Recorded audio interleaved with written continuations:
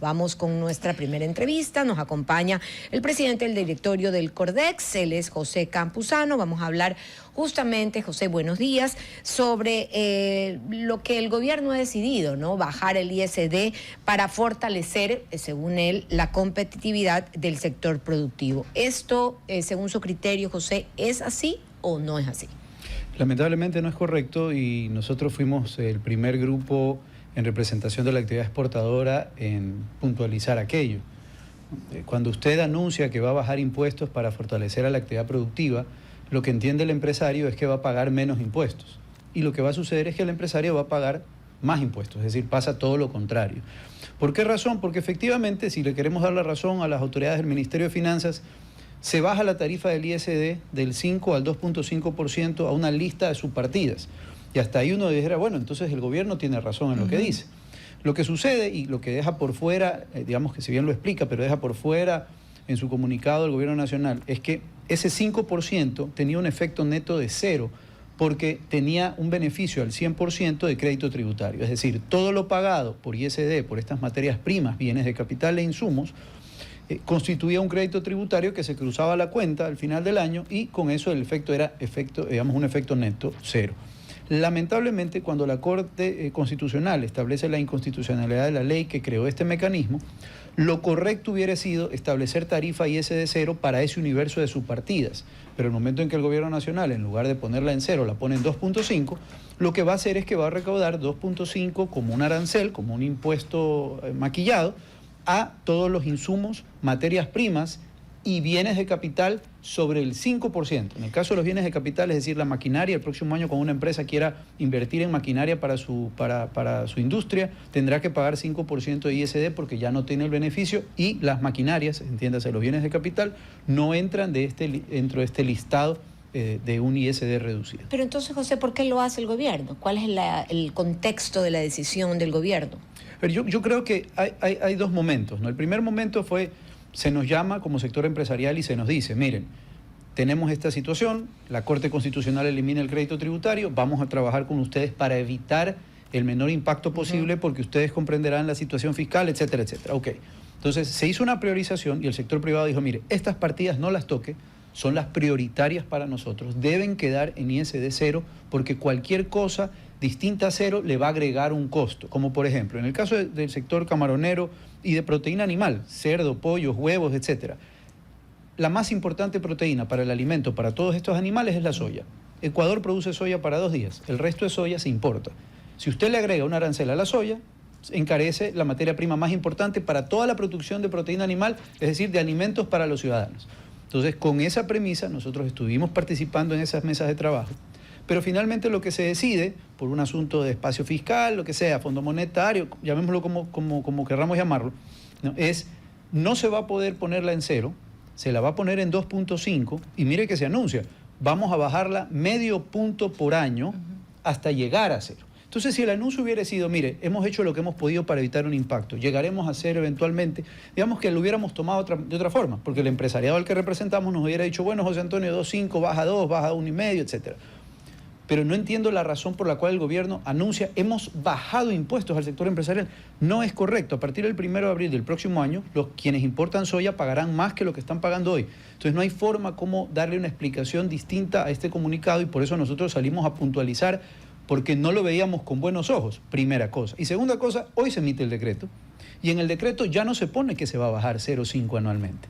Lo que se pone es que el Ministerio de Finanzas hará el informe correspondiente y en función de la situación de las finanzas públicas, es decir, puede ser o no. Puede ser como no puede ser. Y yo me inclino a pensar en el no puede ser porque este país nunca gasta menos.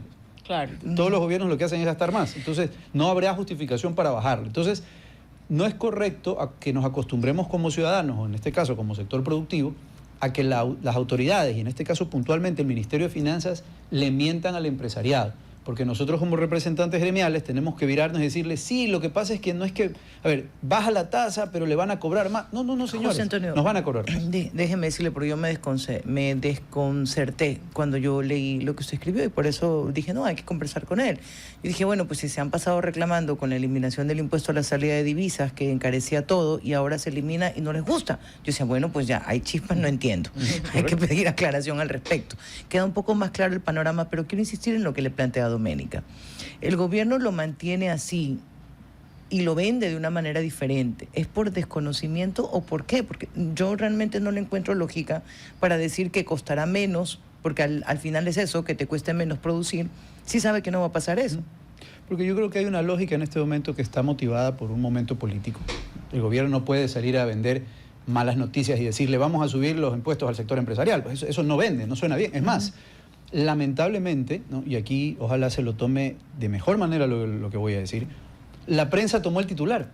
Entonces, si usted revisa los titulares de prensa motivados por ese comunicado del gobierno nacional, es gobierno baja y ese da al empresariado. Sí. Pero ¿por qué no se por lee, eso me se chocó revisa el su contexto? comentario. Claro. Entonces nos sorprende porque, claro, el gobierno logró lo que buscaba. O sea, lo vendió bien. Lo vendió bien con un titular y por eso salimos de inmediato sobre el tuit de Presidencia de la República. Yo incluso hice una consulta interna con mi grupo de trabajo y digo, pero no será muy agresivo, digamos, sobre el tuit de Presidencia, veamos si el Ministerio de la Producción lo puso. No fue así, dijeron, no, José Antonio, porque no podemos acostumbrarnos como sector gremial a que el gobierno, si sabemos que nos está mintiendo, por decirlo así, de alguna manera, o no está siendo fiel a la verdad, nosotros aceptemos, porque se puede pensar que estamos aplaudiendo esa medida. Y sucede como, por ejemplo, en el caso de la crisis eléctrica también, ¿no? Cuando no se nos dice la magnitud de la crisis, o no se nos decía, hoy creo que ya está mucho más claro. Hoy, aunque no nos lo digan, creo que lo sabemos. Pero yo creo que sí, el gobierno ya ha insistido varias veces, pero la información que nosotros recibíamos y le decíamos, pero gobierno, salgamos a decir, porque la crisis es mucho más grave de lo que se percibe. Nosotros lo tenemos claro y entendemos ahora sus explicaciones. Yo creo que la ciudadanía, si ustedes, yo se los dije en Carondelet, si ustedes lo explican y les dicen, el sector empresarial está pidiendo que el ciudadano también ponga el hombro y los cortes se incrementen, el ciudadano lo va a entender. Porque cuando se habla con la verdad, sobre todo, correcto, porque uno puede ahí organizarse de la mejor pero manera hay una posible. lógica, digamos, yo creo que hoy hay una lógica de no lo vendamos así porque suena mal, etcétera. ¿Cuál es el problema? ¿Y por qué la reacción del sector empresarial? Número uno, porque no podemos tolerar que se nos diga que va a bajar un costo cuando va a subir.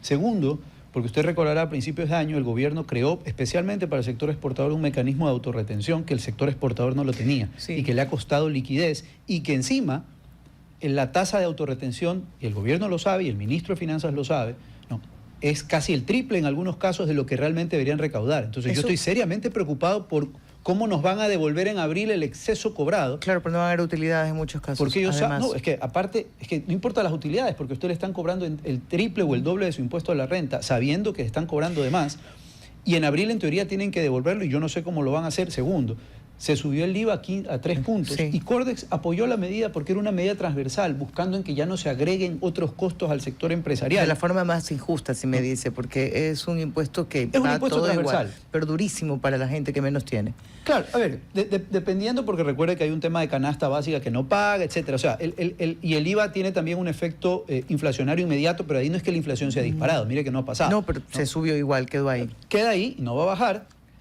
Ecuador es uno de los países con IVA más bajo, eso también hay que recordarlo, pero nosotros sí, cuando emitimos nuestro comunicado en respaldo al incremento del IVA, indicamos que eso debía hacerse siempre y cuando el gobierno nacional tomara medidas para corregir ineficiencias estatales, revisar presupuesto, gastar menos, ¿no?, etcétera, etcétera, etcétera. Medidas que no hemos visto que se estén realizando. Yo al día de hoy sigo pidiéndole al Ministerio de Finanzas que asigne los recursos mínimos necesarios a la Secretaría de Calidad y Inocuidad, que es el ente que regula la calidad del sector pesquero y acuícola, del cual dependen más o menos 8.500 millones de dólares en exportaciones, que requiere un presupuesto de 5 millones de dólares, que cobra tarifas por 5 millones de dólares y que el Ministerio de Finanzas se guarda ese recurso y no se lo entrega. Entonces, son una suma de cosas realmente. Sumemos para el sector. Tiene usted el incremento del IVA 1, luego tiene ese pago anticipado que era el impuesto a la renta adelantado. Pero básicamente eso. El sector exportador no era sujeto a autorretención, ni de recuerdo. retención a la fuente. Entonces usted realmente le creó un mecanismo nuevo a la actividad exportadora le quitó flujo, que requiere liquidez, pero se lo quitó en exceso, porque nosotros demostramos que con la data pública el porcentaje asignado al sector exportador duplicaba en muchos casos y en algunos casos hasta triplicaba el impuesto pagado. Y sin embargo no se lo modificó. Tienen el impuesto sobre seguridad, que es un costo mayor.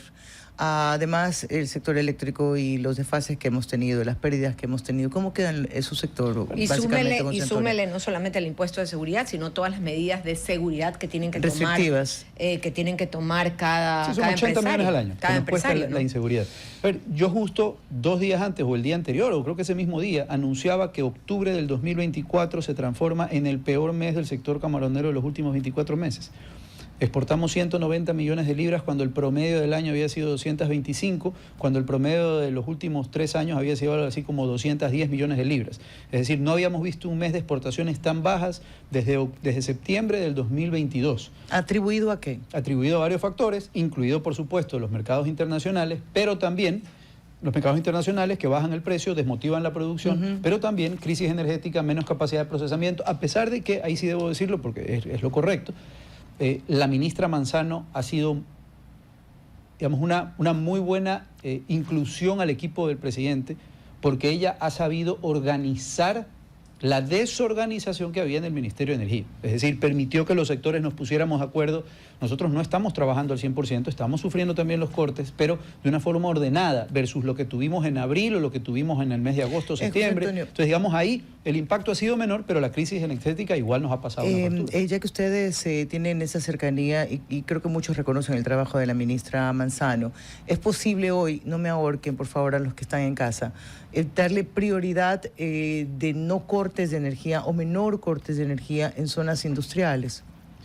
A sacrificio de las zonas que son más, digamos, bueno, pues de vivienda. A ver, hoy hemos llegado creo que a un balance, gracias justamente a esa gestión que inició con la llegada de la ministra Manzano, es decir, el sector, yo tengo que hablar a partir de, digamos, del sector que representa. El sector camaronero ubicado en el Cantón Durán, cantón netamente industrial, la demanda industrial del Cantón Durán duplica la demanda de la ciudadanía. Digamos, es un clúster industrial que había sido tratado injustamente porque es un clúster que está tan bien ubicado que era muy fácil bajarle el switch a los de Durán y que el resto de la ciudadanía, digamos, más o menos tenga cortes. Vamos a un ejemplo con la ciudad de Guayaquil, donde también tengo asociados.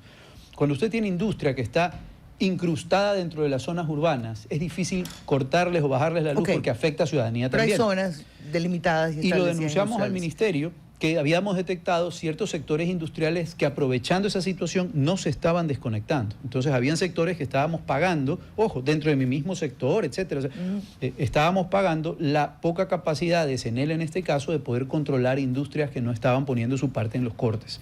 Hoy en día eso ya ha cambiado, gracias a que se nos ha permitido ordenarnos, el clúster camaronero en este caso, donde están fábricas de alimentos, empacadoras y 2 productores de camarón, más o menos son 60 megavatios de demanda, se nos ha permitido organizarnos con los cortes de tal manera de que hoy ya no tenemos esa falta de planificación. Hoy, con anticipación, por lo menos una semana, conocemos los horarios de cortes o la carga con la que podemos operar, de tal forma que la industria hoy ya no está parando, desde el mes de octubre. O sea, nunca fue necesario quizás llegar a considerar esa propuesta. Los resultados demuestran que no fue necesario coger la propuesta de trabajar 4 días a la semana. A ver, es que esa propuesta funciona bien en ciertas industrias. Sí, hay industrias que pueden trabajar 4 días a la difícil. semana y parar 3. Hay otras como nosotros que no podemos porque tenemos pescas que llegan todos los días, porque necesitamos que, por ejemplo, en el caso de producción de alimento para camarón, las fábricas que producen alimento para camarón trabajan normalmente el 90% de su capacidad. Por una razón, porque el sector camaronero en Ecuador es el único sector camaronero del mundo que venía creciendo en volumen en una tasa del 15% anual. Entonces no hay sector industrial que pueda construir 15% más de industria todos los años. Entonces trabajábamos siempre al 90%. Cuando usted ese grupo de un día a otro le dice, mira, tienes que trabajar solo 12 horas al día, es decir, el 50% de tu capacidad, esa gente automáticamente tiene 60% de producción que puede ofrecer, entra en déficit. Es decir, podíamos correr el riesgo de no tener alimento para las camaroneras. Entonces, no era factible decirle, mira, trabajas 3 y luego dejas de trabajar 4. O sea, eso no funcionaba. Y como ustedes, otros gremios, seguramente por eso la medida no tuvo éxito. Sí, hay unos que sí, pero sin embargo hay otros como el sector cartonero que sí proponían trabajar así. Claro. Pero funcionaba. El problema ¿cuál es? Que en un clúster, en una línea, en una subestación, no están solo cartoneros. No, pues, entonces es difícil poder diferenciar. O sea, tampoco era una tarea fácil. Y además no se podía hacer todo homogéneo, no le funcionaba el plan. Exacto. José Antonio, regresemos al punto inicial de esta reunión. ¿Hay una decisión política o hay una postura política frente a un tema que es netamente técnico y económico? ¿Cuál va a ser la respuesta que van a dar ustedes? Bueno, nosotros vamos a primero seguir insistiendo en que hay materias primas que no deberían, es más, por principio ninguna materia prima, ningún bien de capital y ningún insumo deberían pagar impuestos. Debemos recordar que el ISD concebido desde afuera del Ecuador, porque adentro siempre habrá gente que lo defienda, pero desde afuera es un impuesto más. O sea, no tiene justificación, no tiene justificación alguna. La única justificación que se encuentra es que, claro, genera más de 1.200 millones de dólares al presupuesto general del Estado. Como ministro de Finanzas, ¿yo qué me hago sin 1.200 millones de dólares?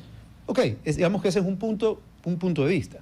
Pero lo cierto es que cuando usted acumula el ISD más el resto de cargas o de tasas o de aranceles, el Ecuador sobrepasa el techo permitido por la Organización Mundial de Comercio. Entonces, cuidado, esto significa una demanda internacional porque Ecuador deja de respetar las normas del comercio una vez que en el acumulado, si usted agrega el ISD, está cobrando más de lo que la OMC le permite cobrar en aranceles. Okay. Primera cosa. Segunda cosa, los tratados de comercio firmados por el Ecuador, incluido el de la Unión Europea, incluido el de China, la CAN, el acuerdo con Reino Unido, todos prohíben la aplicación de aranceles y lo estamos aplicando. Recordemos que el ISD al final termina siendo un arancel más.